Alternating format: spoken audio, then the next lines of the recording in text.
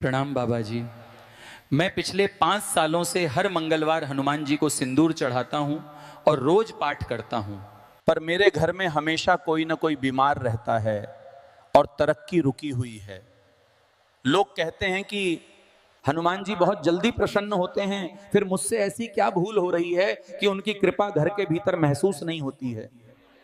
बेटा, तुम्हारी समस्या का जवाब हनुमान जी के स्वभाव में छिपा है। हनुमान जी ब्रह्मचारी हैं और परम सात्विक हैं। हर हर महादेव। मेरे बच्चों, आज मैं तुम्हें उस सत्य से अवगत कराऊंगा जिससे तुम्हारी भक्ति सफल होगी। तुम हनुमान चालीसा रटते हो, चोला चढ़ाते हो, मंगलवार का व्रत रखते हो, फिर भी कहते हो बाबा संकट नहीं कट रहे।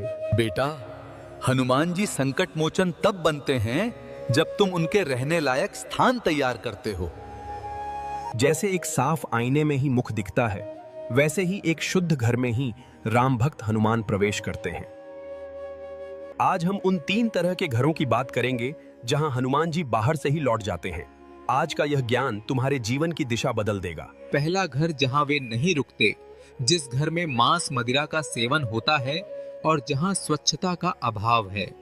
सावधानी, लोग घर के मंदिर में तो दिया जलाते हैं पर रसोई में मांस पक रहा होता है। हनुमान जी उस घर की हवा तक में प्रवेश नहीं करते जहां तामसिक भोजन और नशा हावी हो। अगर तुम मंगलवार को पूजा करते हो और बुधवार को शराब पीते हो तो तुम हनुमान जी को बुला नहीं रहे बल्कि उनका उपहास कर रहे हो। सीख, जो घर भीतर और बाहर से अशुद्ध है वहां केवल दरिद्रता का वास होता है। हनुमान जी वहां आते हैं जहां मन, वचन और कर्म तीनों में शुद्धि हो। तो मेरे बच्चों, आज हमने शुद्धि का महत्व समझा।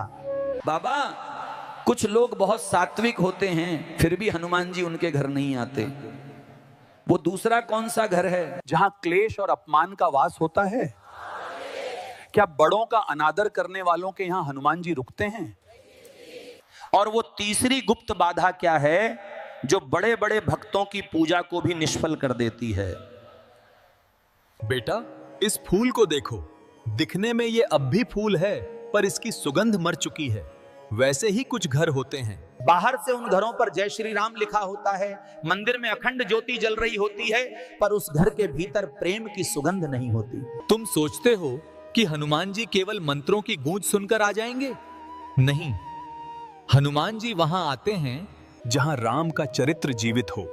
आज मैं तुम्हें उस दूसरे घर के बारे में बताऊंगा जहां हनुमान जी अपनी गदा लेकर पहरा देने के बजाय बाहर से ही मुंह मोड़ लेते हैं। प्रणाम बाबा जी। मेरे घर में हम सब शाकाहारी हैं, कोई नशा नहीं करता। घर में सुबह शाम सुंदरकांड का पाठ भी होता है। पर बाबा, मेरे पति बात बात पर मुझ पर चिल्लाते हैं, सास ससुर को कड़वी बातें सुनाते हैं। घर में हमेशा एक तनाव बना रहता है। क्या ऐसी स्थिति में भी हमारी पूजा हनुमान जी तक पहुंचती है? क्या वे हमारे घर में वास करेंगे? बेटी, तुमने सत्य को पकड़ लिया है। सुनो, हनुमान जी उस घर में कभी प्रवेश नहीं करते जहां नारी का अपमान होता है और जहां बड़े बड़ों का सम्मान नहीं किया जाता। नारी और सीता मैया का रूप हनुमान जी के आराध्य प्रभु श्री राम ने अपना पूरा जीवन सीता मैया के सम्मान के लिए युद्ध में लगा दिया। हनुमान जी स्वयं माता सीता को अपनी माता मानते हैं। जिस घर में लक्ष्मी रोती है या जहां मां का तिरस्कार होता है, वहां हनुमान जी कदम रखना तो दूर, उस घर की ओर देखते भी नहीं। अपशब्दों की आग, जहां बात बात पर गाली गलौज होती है, जहां घर के सदस्य एक दूसरे को नीचा दिखाने में लगे रहते हैं, वहां हनुमान जी की कृपा टिक ही नहीं सकती। वे शांति और मर्यादा के दूत हैं, क्लेश के नहीं। सीख, तुम मंदिर में हनुमान जी को मक्खन का भोग लगाओ, पर अगर तुम्हारी जुबान जहर उगल रही है तो वो भोग हनुमान जी कभी स्वीकार नहीं करेंगे। याद रखना, जिस घर में बुजुर्गों के आंसू गिरते हैं उस घर की सारी पूजा निष्फल हो जाती है। बेटा, भक्ति का अर्थ केवल हनुमान चालीसा पढ़ना नहीं है। भक्ति का अर्थ है हनुमान जी जैसा स्वभाव बनाना।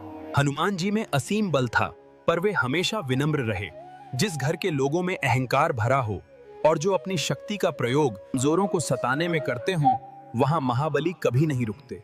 हनुमान जी कमजोरों के रक्षक हैं, अत्याचारियों के साथी नहीं। तो आज हमने दूसरे घर के बारे में जाना जहां सम्मान नहीं, वहां हनुमान नहीं। पर बाबा कुछ घर ऐसे भी हैं जहां न नशा है न कलेश है, फिर भी हनुमान जी वहां नहीं टिकते। वो तीसरा गुप्त घर कौन सा है? क्या दान न करने वालों के यहां वे नहीं आते? या वो लोग जो दूसरों का हक मारते हैं उनकी पूजा स्वीकार होती है? और वो कौन सी एक छोटी सी चीज है जो अगर आपके घर के ईशान कोण में गलत रखी हो तो हनुमान जी नाराज हो जाते हैं? लोग अक्सर मुझसे पूछते हैं कि बाबा, हनुमान जी को प्रसन्न करना सबसे आसान है, फिर हमें फल क्यों नहीं मिलता? बेटा, हनुमान जी पवन पुत्र हैं। वे वायु की तरह चंचल और सर्वव्यापी हैं। वे उस घर में प्रवेश करने के लिए छटपटाते हैं जहां राम का नाम हो, पर कुछ दीवारें ऐसी होती हैं जिन्हें हनुमान जी की कृपा भी पार नहीं कर पाती।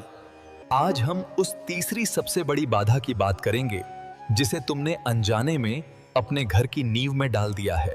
प्रणाम बाबा जी। मेरा एक छोटा सा कारखाना है।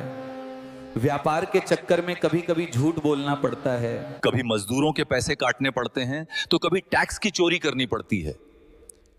पर मैं उस पैसे का एक बड़ा हिस्सा हनुमान जी के मंदिर में दान करता हूं और हर साल विशाल भंडारा करवाता हूं। मेरा ये दान और मेरी पूजा हनुमान जी स्वीकार करेंगे?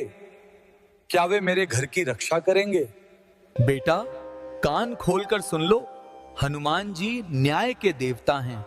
वे प्रभु श्री राम के सेवक हैं, जिन्होंने एक धोबी की बात के लिए अपना सब कुछ त्याग दिया था। तीसरा घर, जहां वे कभी नहीं रुकते, जिस घर की ईंटें दूसरों के आंसुओं से गीली हों और जिस घर की तिजोरी में किसी गरीब का हक मारा गया पैसा रखा हो। दान का भ्रम। तुम सोचते हो कि तुम बेईमानी से करोड़ों कमाओगे और उसमें से कुछ हजार हनुमान जी को चढ़ाकर उन्हें रिश्वत दे दोगे।